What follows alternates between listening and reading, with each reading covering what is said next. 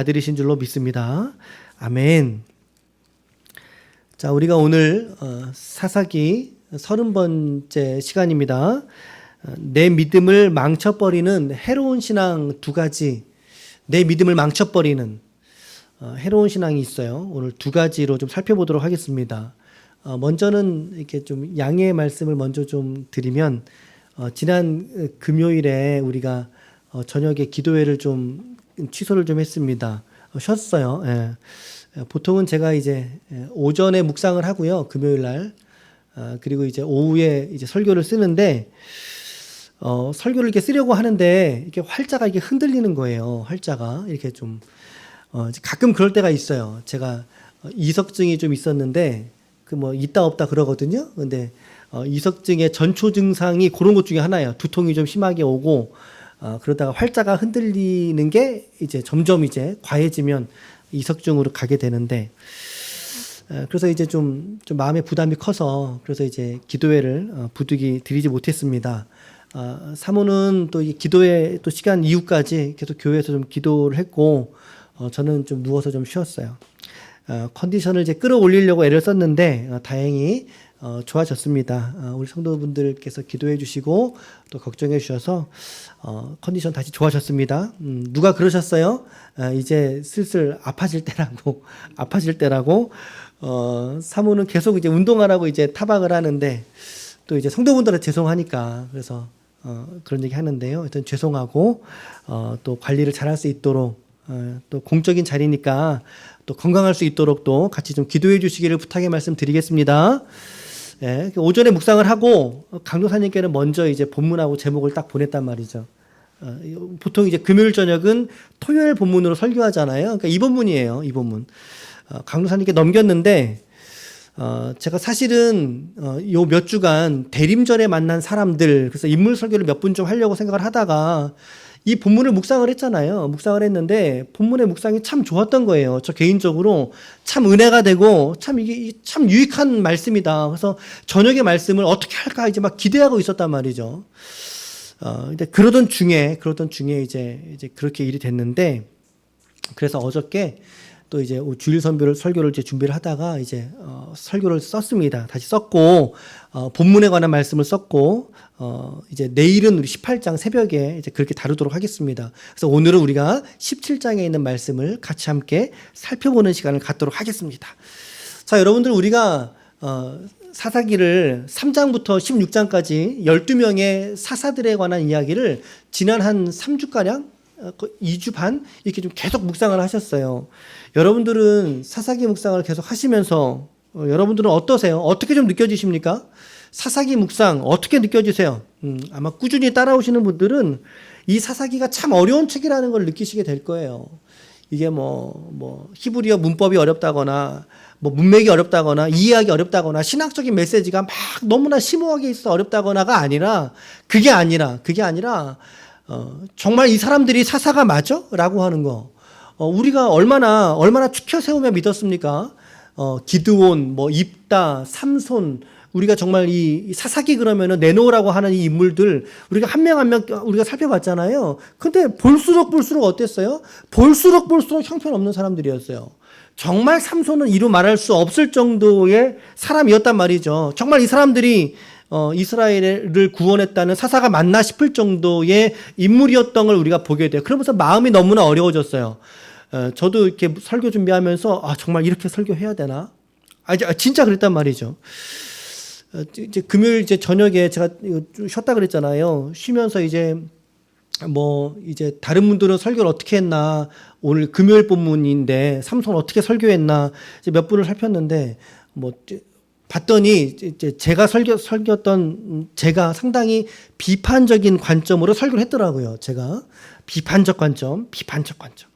물론 그 중에는 긍정적인 관점으로 설교하시는 분들도 있습니다. 그런데 이 성경을 우리가 같이 이렇게 지나가고 있잖아요. 지나가고 있는 저의 이 목회자로서의 저의 양심상 과연 성경이 말하고자 하는 게 뭔가, 성경이 말하고자 하는 게 이 사사들에 대해서 정말 긍정적이고 좋은 점들을, 이들을 이렇게 배워라, 너희들이 사사와 같은 믿음이 되어야 한다 라고 하는 게 성경의 진짜인가? 라고 제가 정직하게 질문했을 때는 삑 아니라는 거죠. 아니다. 그렇지 않다. 성경이 말하고자 하는 것은 이들을 향한 권면과 위로가 아니라 사실은 고발이었다는 거예요. 고발. 그러면 성경이 고발한다면 당연히 성경의 독자인 우리들도 고발의 관점으로 읽어야 되고, 그리고 이것을 설교하는 목회자도 어떻게 설교해야 되겠어요? 당연히 고발의 관점으로 설교를 해야 되겠죠. 그래서 목회자도 고발해야 되는 거예요. 불편하더라도. 성경이 말하고자 하는 의도를 변색시키면 안 된다. 그래서 사사기는 마음이 어려워지는 책입니다. 라고 하는 말씀을 좀 앞서 드리고요. 이제 사사들 얘기가 끝났어요. 16장이 끝났어요. 이제 한숨 놓이겠구나. 이제 끝났어요. 그럼에도 불구하고요, 여러분, 성경은 사사들의 고발에서 끝나지 않더라는 거죠. 여러분, 이 사사기는요, 고발하는 책이에요. 이스라엘의 영적 상태를 고발하는 책. 여기서 멈추지 않고 오늘 우리가 읽은 본문은 17장인데 17장부터 21장까지가 이제 3부거든요. 사사기의 3부예요. 이제 오늘 말씀 17장, 18장, 내일 모레까지 보실 텐데요. 이 중요한 인물이 등장합니다. 미가라고 하는 사람이 등장해요. 미가라고 하는, 아예 자 지칭을 할게요. 우상 숭배자가 등장해요. 자, 미가라고 하는 누가 등장한다고요? 우상 숭배자가 등장을 한다는 거죠. 그래서 심지어 이 사람이 에브라임 지파의 사람이에요. 이스라엘 사람이에요. 이스라엘 사람들에게 저변에 확대되어져 가고 있는 우상 숭배의 국면이 이렇구나 라고 하는 걸 고발하는 게 오늘부터 내일 본문 이어지는 내용들이에요. 오늘은 미가에 대해서 좀 보시는 내용인데요. 17장인데, 자, 미가라고 하는 사람 여러분 아시죠? 들어보셨죠? 자, 성경에서는 미가가 우리가 크게 주목할 수 있는 인물이 2명이 있어요. 2명 정도. 물론 몇 명이 더 있는데, 근데 이제 그냥 뭐 누구 친인척 관계 뭐 이런 관계 이름만 호명되는 수준이고, 우리가 주의해야 될 인물이 2명 정도. 첫 번째는 누구냐면 우리가 오늘 보는 이 사사기 시대의 미가예요. 에브라임 지파에 소속된 이스라엘 사람이에요. 근데 제가 우상 숭배자라고 제가 지칭을 했어요. 딱 특정을 했어요. 이 인물이 한 명이 있고요. 그리고 두 번째로는 구약 성경의 소예언서를 기록한 미가서를 기록한 예언자로서의 미가가 있어요. 2명의 인물이 있고요. 이 미가라고 하는 이름의 뜻은요, 지금 보시는 것처럼 여호와 같으신 이가 누구냐라고 하는 뜻이에요. 미가라고 하는 이름의 뜻은 그러니까 상당히 좋은 이름이죠. 여호와 같으신 분이 누구냐라고 하는 뜻인데, 오늘 이 사사기의 미가는 이 이름을 받지 못했던 삶이었던 거죠. 자, 본문의 미가는 17장과 18장에서 중요한 인물로 그려지고 있고요. 그 중에서 우리는 17장의 말씀을 읽었단 말이죠. 17장. 자, 한 장을 통으로 읽었습니다. 13절까지니까 많지 않은 분량이죠. 크게 이 본문은 2단락으로 쪼개집니다. 2단락으로. 몇 절부터 몇 절이냐면 1절부터 6절까지가 첫 번째 문단입니다. 미가의 어머니에 관한 이야기가 등장합니다. 미가의 어머니가 어떻게 우상숭배를 했는지. 그 두 번째 단락은 7절부터 13절까지입니다. 이제 미가가 레위 지파의 한 청년을 자기 집안의 제사장으로 삼은 스토리예요. 이 첫 번째 문단, 그러니까 첫 번째 주제, 미가 어머니의 우상숭배. 두 번째 주제, 미가의 가문의 제사장을 삼은 문제라고 하는 이 2가지의 사건이 기록이 되어져 있어요. 자, 오늘 저는 설교 제목이 뭐라고 말씀드렸어요? 내 믿음을 망쳐버리는 해로운 신앙 2가지. 오늘 첫 번째 문단에서 첫 번째 해로운 신앙, 두 번째 문단에서 두 번째 해로운 신앙을 살펴보게 될 텐데, 자, 첫 번째 해로운 신앙이 무엇이냐면 바로 이겁니다. 같이 함께 읽어볼게요. 시작. 자기 임의대로, 자기 뜻대로 살아가는 신앙. 자기 임의대로 결정하고 자기 임의대로 살아가는 그러한 신앙이 우리가 신앙생활 하면서도 버려야 될, 주의해야 될 해로운 신앙이라는 거예요. 해로운 신앙. 자, 1절 말씀을 보겠습니다. 1절에 보면 에브라임 산지에 미가라 이름하는 사람이 있더라 이렇게 설명하고 있어요. 이 사람은요, 다른 족보나 다른 신상을 성경에서 공개하지 않습니다. 인적사항이 없어요. 그러니까 족보를 캘 만한 인물도 아니었지만 성경의 관점은 뭐겠어요? 이가 보여주는 행위가 무엇인지를 보라는 의미예요. 또 다른 메시지가 없이 그냥 미가라 이름하는 사람이 있더라 이렇게 시작을 하고 있습니다. 자, 이제 그의 어머니에 관한 사건이 등장하는데 2절이에요. 2절을 제가 읽어볼게 보세요. 그의 어머니에게 이르되, 미가의 어머니에게 이른 거죠. 어머니께서 은 1,100을 잃어버리셨으므로 저주하시고 내 귀에도 말씀하셨더니 보소서 그 은이 내게 있나이다. 내가 그것을 가졌나이다 하니 그의 어머니가 이르되 내 아들이 여호와께 복받기를 원하노라 하니라. 여러분들은 이 구절을 어떻게 해석을 하시겠어요? 이 구절을 우리가 좀 주의해서 보지 않으면 그래 아들이 복받기를 원하는 어머니의 마음이지 이렇게 오해할 수 있어요. 이 2절 말씀이 지금 어머니가요 은 1,100세겔이나 되는 돈을 지금 잃어버렸다 그랬는데 잃어버린 게 아니라 도난당한 거예요. 문맥의 의미는 도난당한 거예요. 그랬기 때문에 저주한 거거든요. 그러니까 누군든 이 돈을 훔쳐갔다는 거죠. 야, 이거 훔쳐간 사람 에이 죽어버려라. 이거 가져간 사람 죽어라 그런 거예요. 저주했단 말이죠. 근데 이 저주를 하고 보니 그랬는데 이 돈을 가져간 사람이 누구예요 보니까 자기 아들인 미가가 가져간 거예요. 미가가 어머니의 돈을 가져간 거예요. 왜 가져갔을지는 모르겠어요. 뭐 어머니에게 받을 거를 미리 받았다고 생각을 하는지 어머니 거는 내 거고 내 건 내 건지 가져갔는지 모르겠지만 지금 어머니에게 가서 이실직고하는 장면이에요. 이 장면이 어머니 지난번에 어머니 그렇게 저주하셨는데 사실은 제가 가져갔어요. 여기 있어요 어머니. 드린 거죠 이렇게. 분명히 조금 전까지는 이 돈 가져간 사람 죽어버려라. 저주를 퍼부었던 그 어머니가 돌변해서 자기 아들이 와서 가져오니까 돌변해가지고 그 아들에게 무엇을 기원합니까? 그 아들에게 축복을 기원하는 장면인 거예요. 여러분 이 2절이 상당히 어색한 구절이에요. 어색한 흐름이라는 거죠. 여러분 이게 맞는지 한번 생각해 보세요. 이 구절의 진행이 맞습니까? 원칙이 있습니까? 이 어머니에게 원칙이 있나요? 자기의 서원이 그때그때 따라서 지금 달라지는 모습 보여주고 있죠. 자기 감정에 따라. 분명히 모세의 율법에 의하면 여러분 지금 율법을 범한 거예요. 이 아들이. 도둑질 했잖아요. 그 도둑질을 했으면 율법의 값만큼의 정죄를 받아야 되는데 이 어머니는 자기 아들이 훔쳐간 것에 대한 죄값이나 그 죄를 물은 것이 아니라 도리어 훔쳐갔음에도 불구하고 그러면 죄값을 치러야죠.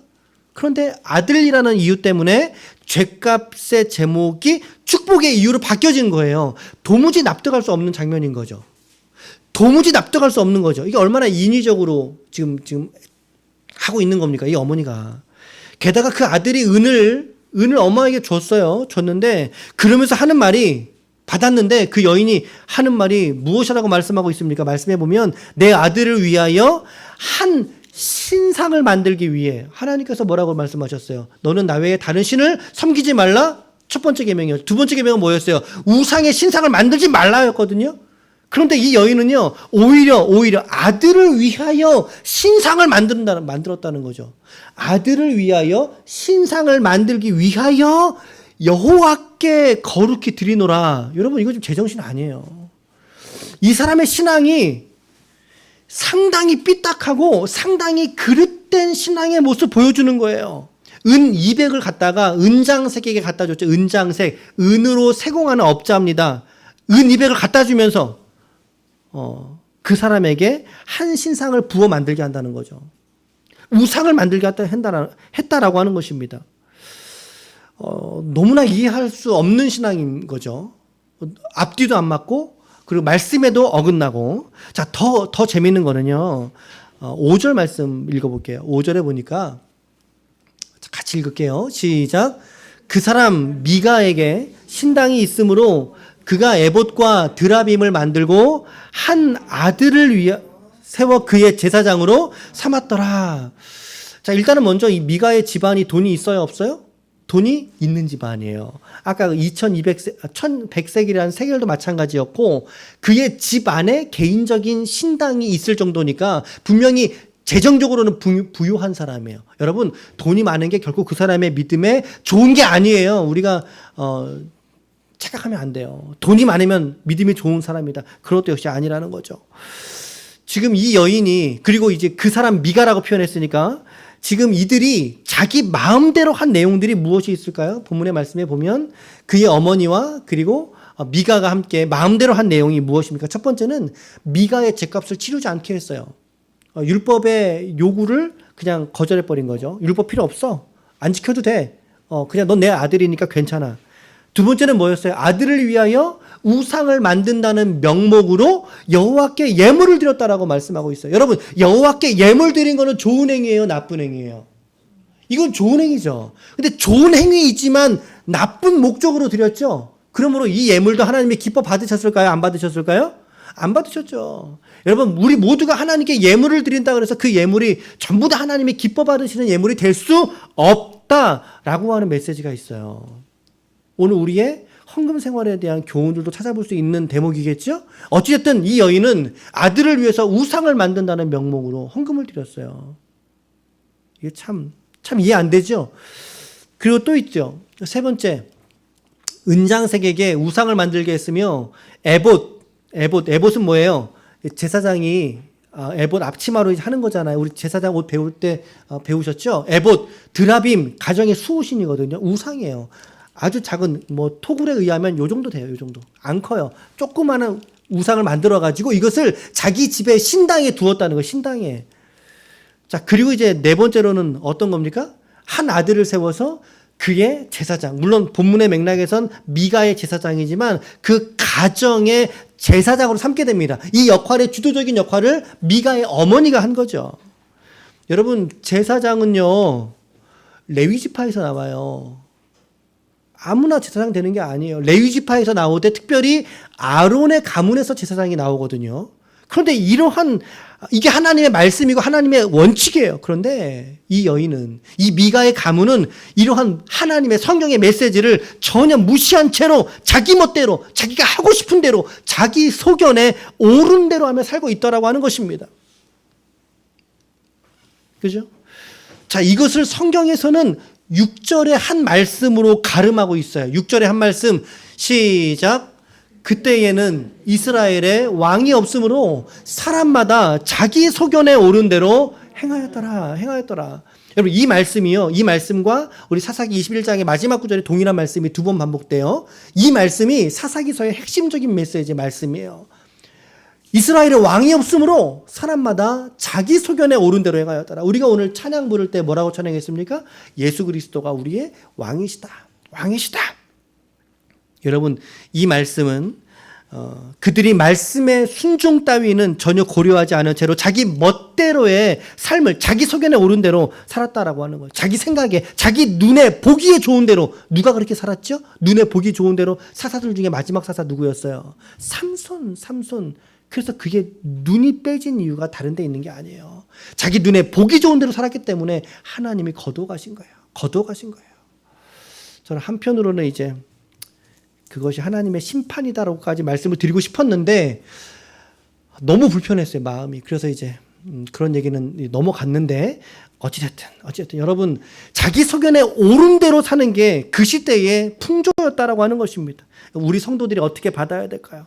우리 성도들의 신앙 속에서도 철저한 신앙과 우리의 생활 속에 유일한 하나의 규범이 있다면 여러분, 그것은 내 마음대로 사는 게 아니라 바로 성경의 말씀에 지도를 받으며 오늘 저와 여러분들이 살아야 할 줄로 믿습니다. 우리는 성경이 말하는 대로 살아야 할 줄로 믿습니다. 성경이 말씀하신 대로 우리가 살아야 되죠. 성경이 아니라 그러면 아니라고 말할 줄 알고, 성경이 맞다고 말하는 것은 뭐라고 표현할까요? 목에 칼이 들어와도 너무 좀 과격한가요? 맞다라고 말할 수 있는, 내 상황과 여건에 따라서 말씀을, 우리가 그런 말 있잖아요. 귀에 걸면 코에 걸면 코걸이. 그렇죠? 그렇게 말씀을 보는 것이 아니라 말씀이 기준되어서 그 말씀의 기준 되신 말씀 앞에 우리의 삶을 갖다가 맞춰야 되는데 우리는 우리의 삶 속에 성경을 갖다가 맞추려고 하니까 이게 자꾸 언밸런스가 나는 거죠. 잘 안 되는 거죠. 우리는 말씀대로 성경에서 말하는 대로 사는 사람들이 바로 그리스도인인 줄로 믿습니다. 이번에 사사들을 쭉 보면서 계속 불편했어요. 그렇게 우러러보던 기드온, 입다, 삼손 얼마나 우리가 신앙 위인으로 우리가 착각하며 살았습니까? 그동안 여러분들은 그죠? 그런데 그 모든 선입견들이 다 깨져버리는 시간들이었어요. 저에게도 또 그 말씀을 함께 들은 우리 지체들에게도 저도 조금은 포장을 하고 싶었어요. 조금은 좋은 얘기로 얘기를 해주고 싶었어요. 왜? 히브리서 11장에 가면요, 믿음의 사람의 목록에 이 사람들이 있어요. 이 사람들이 있다고요, 이름에. 그러니 조금은 신앙적 위인으로 이야기해드리고 싶었어요. 어떤 분은 저한테 연락을 따로 줬어요. 목사님, 사사들을 너무 비하하는 거 아닙니까? 너무 부정적으로 말씀하시는 것 아닙니까? 라고 피드백을 받을 정도로 말씀을 전했어요. 저는 한 가지 관점으로 말씀을 드렸죠. 말씀을 드린 거죠. 성경이 뭐라고 말하냐 이거죠. 성경이 뭐라고 말하냐. 우리가 그렇게 사랑하는 삼손 벗겨봤더니 아니더라. 아닌 것을 아니라고 말하는 것이 저의 일이고, 우리가 바로 그렇듯이 성경에서 아닌 것은 아니라고 말씀하시는 것을 아멘으로 받고 맞는 것은 맞다고 우리가 아멘으로 받을 수 있는 저와 여러분들의 믿음 되시기를 축복합니다. 그런데 오늘 이 미가라고 하는 우상 숭배자와 그 가문은 말씀에 따라 산 게 아니었어요. 율법에 따라 살아간 것이 아니라 자기 소견에 오른 대로, 뭐 내 아들인데 어때? 죄를 범했으면 어때? 그래도 내 아들이잖아. 돈을 훔쳐갔으면 어때? 내 아들인데. 이게 뭡니까 이게? 또 게다가 내 아들 중에 하나를 제사장으로 삼으면 어때? 내가 삼겠다는데 어때? 내 신당에다가 내 제사장을 삼겠다는데 뭐가 문제야? 당연히 문제죠. 아주 큰 문제죠, 여러분. 자기 멋대로 마음대로 사는 삶.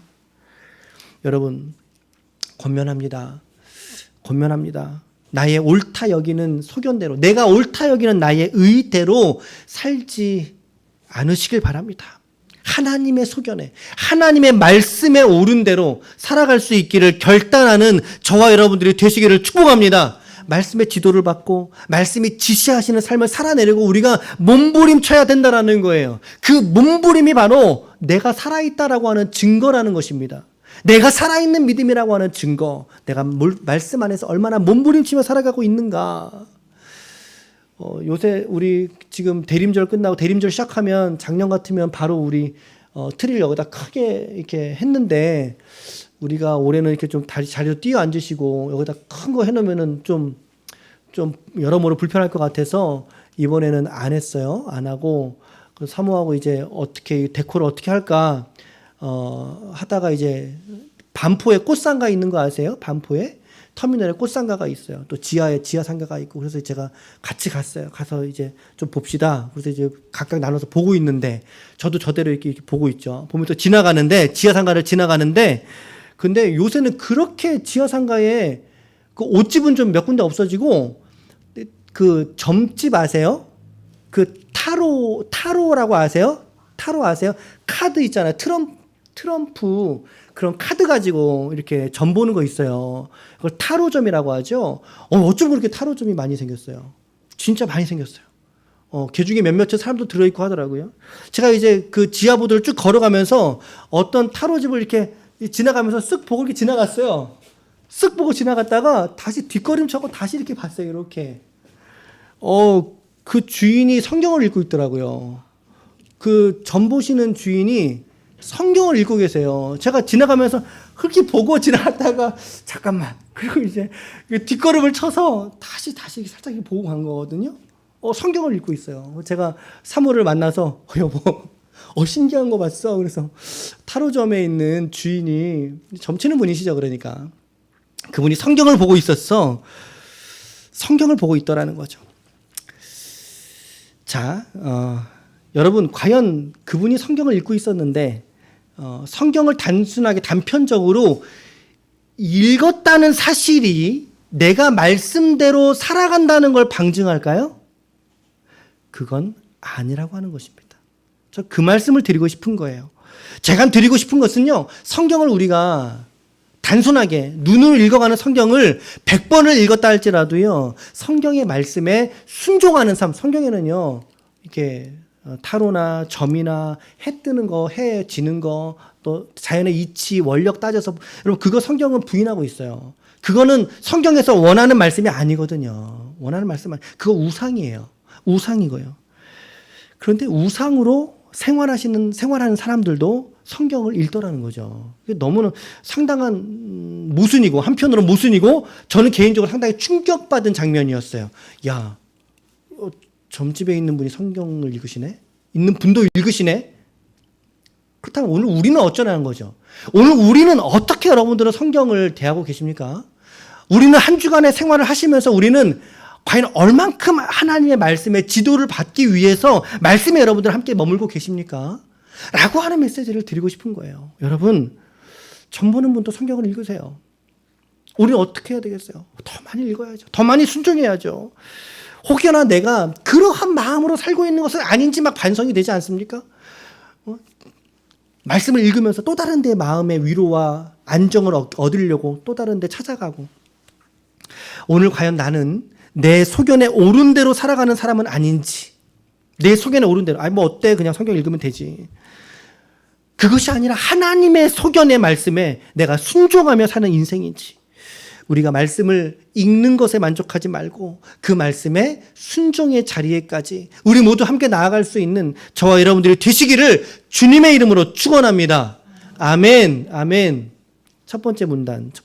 자, 두 번째 해로운 신앙은 이거예요. 같이 읽겠습니다. 시작. 하나님을 축복의 도구 또는 수단으로 삼는 신앙. 여러분, 이것이 가장 해로운 신앙이에요. 어떤 해로운 신앙의 명목을 가져온다 할지라도 저는 이거라고 생각을 해요. 지금 미가의 어머니가 미가가 돈을 훔치고 돌려주었을 때 미가에게 한 말이 뭐였어요? 아까 2절 말씀이었죠? 하반절 말씀에 보면요, 내가 그것을 가져간 나이다. 내가 사실 훔쳤어요, 어머니.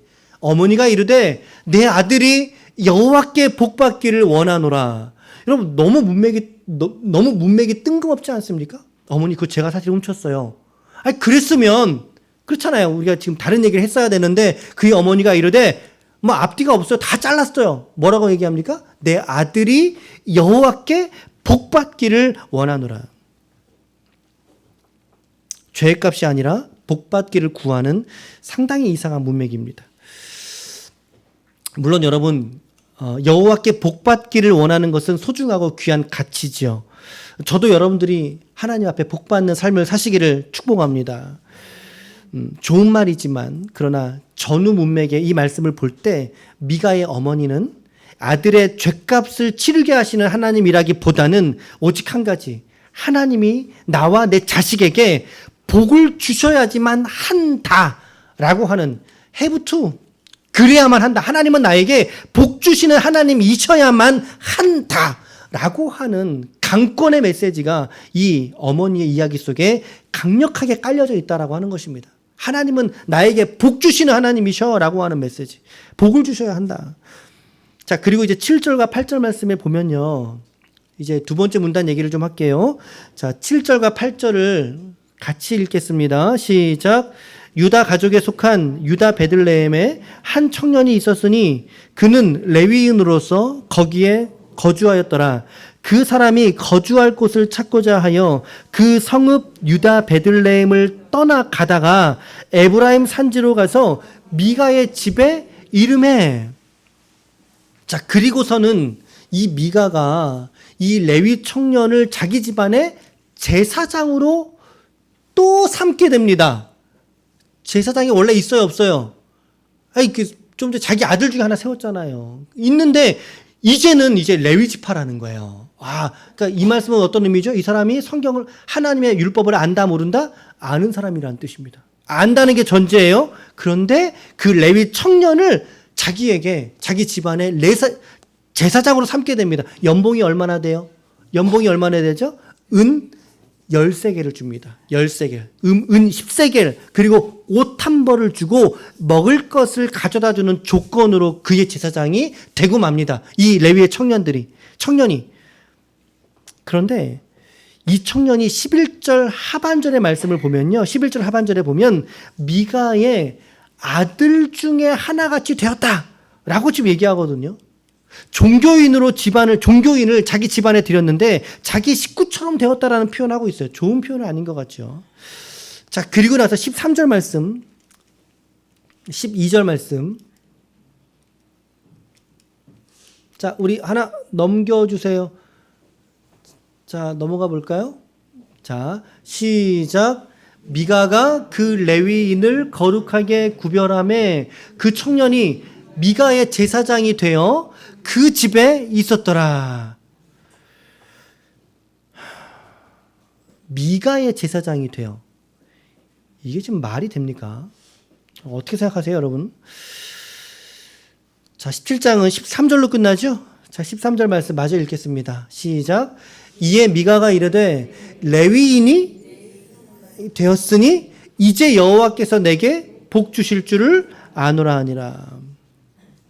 지금 여러분들이 읽은 이 문단 속에 몇 가지의 오류가 있지요. 이 문단에 오류가 있어요. 어떤 오류들이 있나요? 한번 찾아볼까요? 첫 번째는 제사장은요 레위인에서 되는 게 아니에요. 말씀드리지만 레위인은 제사에 관여하는 직을 감당했던 사람들이죠. 제사장은 누가 됩니까? 레위 지파 아론의 자손 중에서 됩니다. 아론의 자손 중에서. 그런데 이제 우리 18장 마지막에 가면 밝혀지는데 이 청년은 아론의 자손이 아니었어요.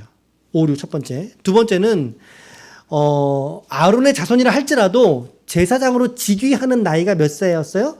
여러분 우리 지난번 출애굽기 스터디할 때 30세입니다. 30세. 그런데 청년이라고 언급하고 있단 말이죠. 청년. 여러분 이 시대의 청년 훨씬 더 낮은 사람들을 언급하거든요. 30세가 안 됐을 것으로 추정이 됩니다. 그러니까는 나이가 맞지 않아요. 합당하지 않고 세 번째 제사장은요. 제사장이 임명하는 거예요. 예. 누가 뭐 엄마가 임명하고 아빠가 임명하는 게 아니에요. 어떤 사람 그런 사람이 있어요. 요새는 목사도 자기가 안수한다고. 예, 여러분 그렇지 않아요. 결코 그렇지 않아요. 예, 이 어긋났죠. 그래서 더 어처구니 없는 일이 또 있는데 네 번째는 레위 지파의 이 청년 자체에도 문제가 있어요. 이 청년은 분명히 성경의 메시지를 알고 있었고 그 자신이 나는 30세도 안 됐고 나는 아론의 자손도 아니고 이것들을 다 알고 있었을 사람이에요. 이 레위인 이 청년이. 그런데 뭐라 그러죠? 이 모든 것들을 다 덮어주고서라도 이 미가가 제안한 사실을 좋게 여겼다라고 말씀하잖아요. 좋게 여겼다. 왜? 자기의 생활을 다 책임져 주잖아요. 돈 주죠. 먹을 거 주죠. 입을 거 주죠. 잠자리 주죠. 그것이 마음에 들었던 거예요. 자기의 필요에, 자기의 그 생활의 어려움 때문에 이가 제안하는 것들이 위법함에도 불구하고 거기에 버렸던 이 청년 자체에도 문제가 있다라고 하는 것입니다.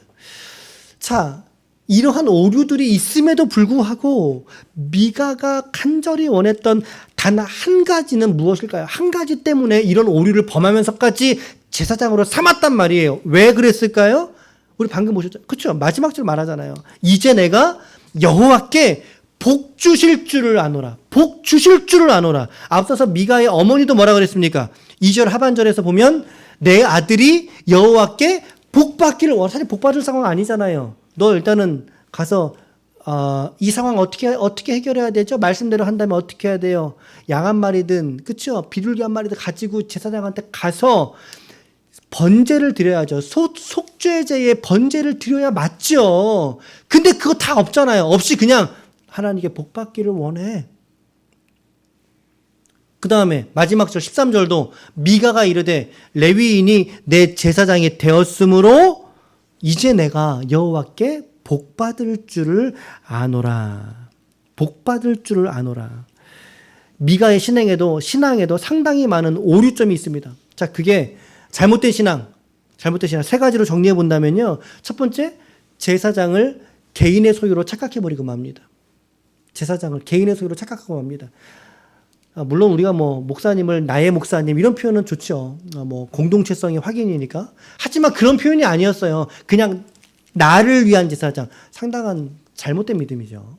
두 번째는 근거 없이 축복만을 하나님께 구했다라는 사실이에요. 근거 없이. 세 번째는 하나님을 축복의 도구와 수단으로서만 삼았다라고 하는 것입니다.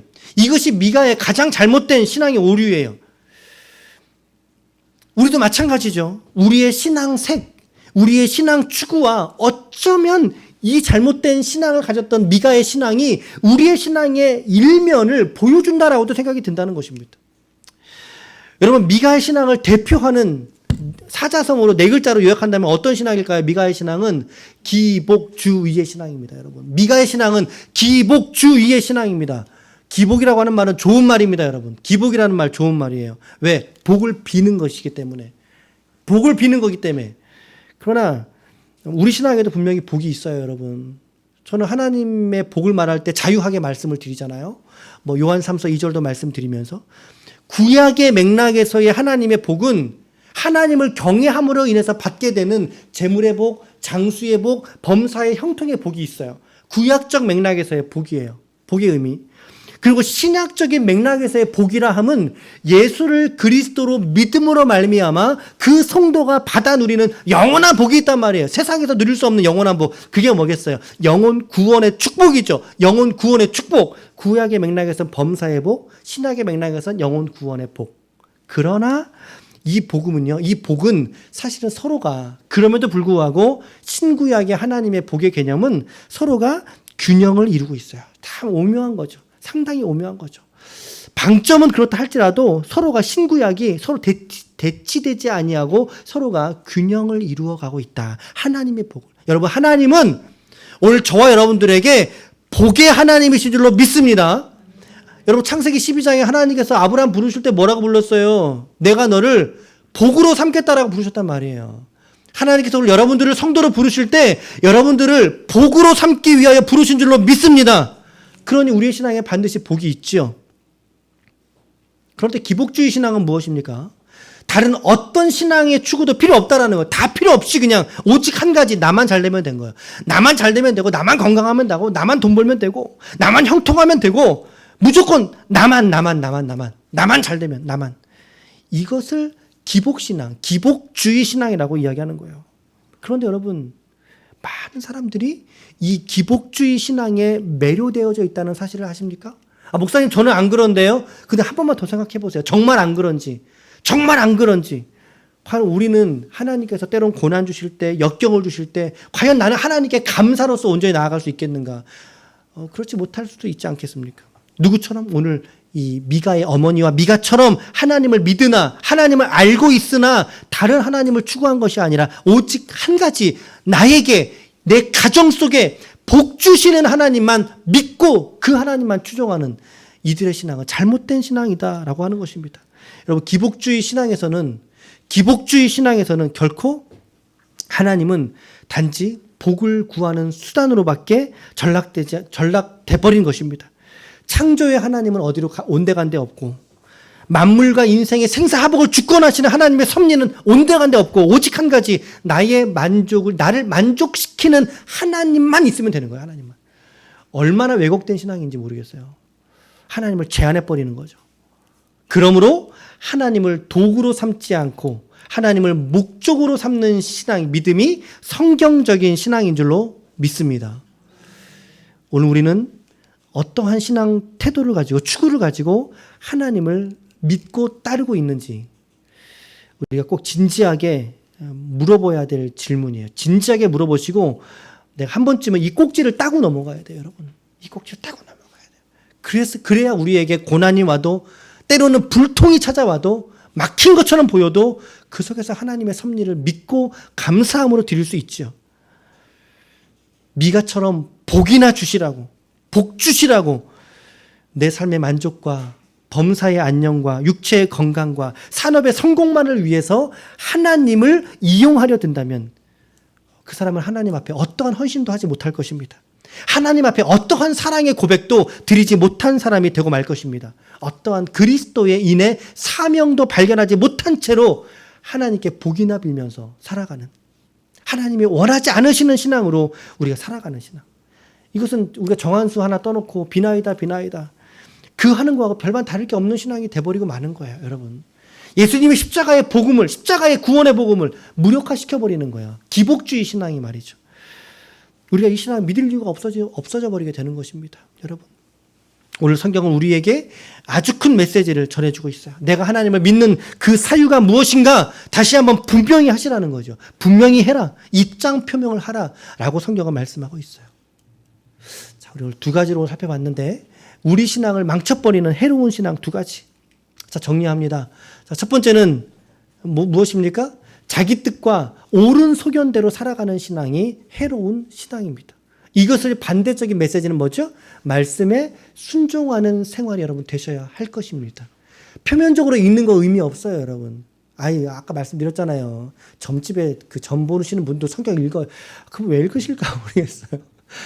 여러분, 단순하게 읽는 것에서 뛰어넘으셔서 그 말씀이 내 신체화, 육체화되는, 말씀이 나화되는 그러한 말씀의 묵상과 순종의 삶이 되시기를 바랍니다. 말씀의 지배를 받으면서 살아가는 신앙.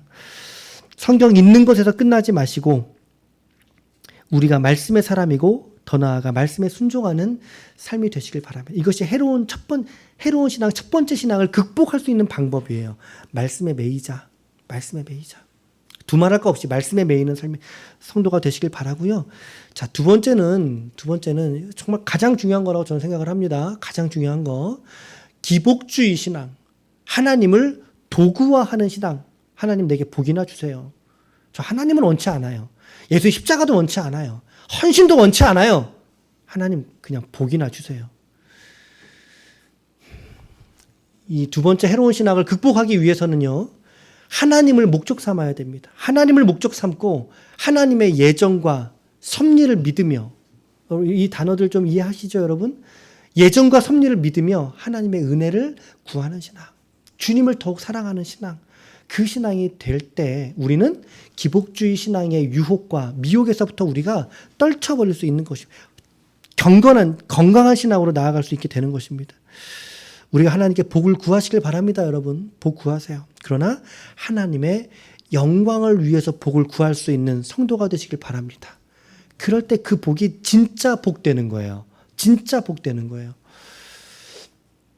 아무쪼록 오늘 두 가지 말씀드린 이 해로운 신앙이 무엇인가, 더 나아가서 우리는 어떤 신앙으로 이 해로운 신앙을 극복할 수 있을 것인가, 다시 한번 우리 모두가 깨닫고 또 다짐하고 결단하심으로 말미암아 사도행전 29장에, 사도행전 28장까지 있지요? 29장은 우리의 몫이에요.